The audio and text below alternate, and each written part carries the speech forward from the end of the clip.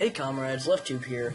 Today I would like to make a talk about a quick little bit about DPRK, or North Korea, and their system of Juche socialism. Now real quick, this is not meant to be propagandizing or anything. I'm just trying to talk about this peacefully without starting flame war, okay? Okay. So first, I'm just going to go over the history of Juche, what it is, and how it is useful ideology today in the socialist world order.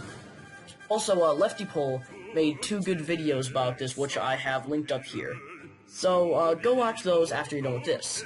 So, after World War II, Korea was freed from Japanese imperialist rule and became one full socialist country called the People's Republic of Korea. After the US came in and decided it didn't like this whole socialist thingamabobber, so the US and USSR split North Korea, Democratic People's Republic of Korea, North Korea, who would carry on the socialist economy, and the Republic of Korea, otherwise known as South Korea, who would begin a capitalist one. For this video, we'll be focusing on the North. For a while, North and South Korea began to have crashes at the borders. So the North decided it would just cut the shit and invade. So this caused a huge war called the Korean War, which still rages on today. Anyways, there's that, but what does this have to do with Juche? Well, look no further than the leader of North Korea, Kim Il-sung. He believed that man was his own master, and that self-reliance was the best way to go about socialism. So he founded the Juche ideology, an expansion of Marxism-Leninism, and his son, Kim Jong-il, who was later, keyword, elected, expanded upon the ideology. So now what exactly does Juche believe? To sum it up, Juche teaches that self-reliance is the best way to do this, and reliance on anyone else will be your downfall. And that if we are to properly put socialism into place, we must first become our own masters. This could not be more true. I believe that there is an order to socialism. First we have cooperatives, where the workers of a company will own the means of production. Then we have the state owning the means of production, so that we can elect leaders that will run these companies. And finally, we have complete ownership of the means of production to the people in communism. Before we can jump to state or public ownership of the means of production, we must become our own masters and seize the means of production from the capitalist bourgeoisie. It can also become applicable to revolution. We can't rely on another country to help us with the revolution. While help can be useful, it must be a last-ditch effort to defend ourselves. Anyways, that's Juche. Now, about the DPRK. I know, Kim Jong-un raped your cat and killed your uncle, but let's actually take a look at North Korea. So the first thing everyone brings up is dictatorship. The Kim dynasty is a brutal monarchy, blah blah blah.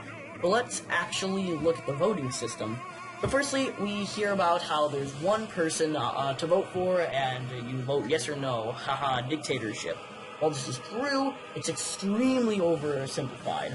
A Soviet, or Council of Workers, will elect somebody from the regional group to be that they find to be a fitting leader, and they select that person. Next, the people of the region vote yes or no on that person.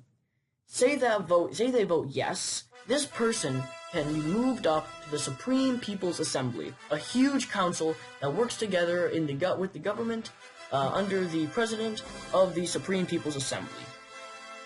When it comes time to vote a new leader, the SPA all vote for a leader, and whoever they vote for is the new leader. So, while not direct democracy, it's still democracy.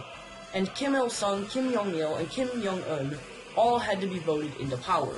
Next, we always hear of these evil people, God forbid, trying to protect their country with a large army and these nuclear weapons.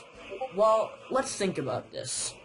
Who was the one who destroyed half of the other's farmland with bombs and set plans to nuke the others in the 50s? Who was the one who placed multiple sanctions on the other? Who was the one who crippled the other's economy? And people also act like DPRK is only focused on this, and like they have this huge nuclear arsenal, when in reality, the DPRK has only tested 6 nukes, meanwhile the US has tested 1,032, according to Statista.com. As the Washington Post put it, and I quote, "North Koreans, in so many ways, say they just want protection against US invasion," end quote. And don't try to tell me that the US isn't prepared to invade. The US has 28,000 troops stationed in South Korea, and every year, these troops practice invading North Korea, not defending against an invasion, invading. The US doesn't want to defend, they want to destroy. Now let's talk about the third point on North Korea, the human rights record. So we see lots of stories about North Koreans talking about how bad life was in North Korea. However, they do not mention that North Koreans can get anywhere from $200,000 to $800,000 from the government depending on how bad their stories were.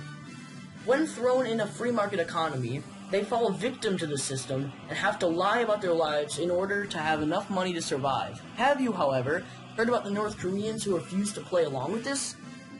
I quote, "Even though North Korea is poorer, I felt more free there. Neighbors and people help each other and depend on each other. Life is simpler there, and here they are just slaves to money," says North Korean defector Kwon Chol-nam.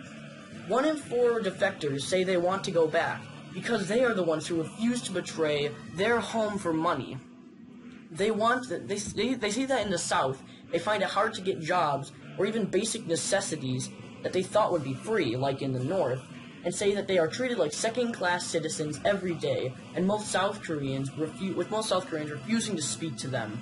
The U.S. made up these myths about North Korea to make us not feel as bad when they liberate North Korea. But anyways, this is just one long tangent about my opinions of Juche and the Democratic People's Republic of Korea. If you liked the video, leave a big thumbs up and subscribe. If you didn't, I'd love to hear why in the comments. Anyways, see you later, comrades.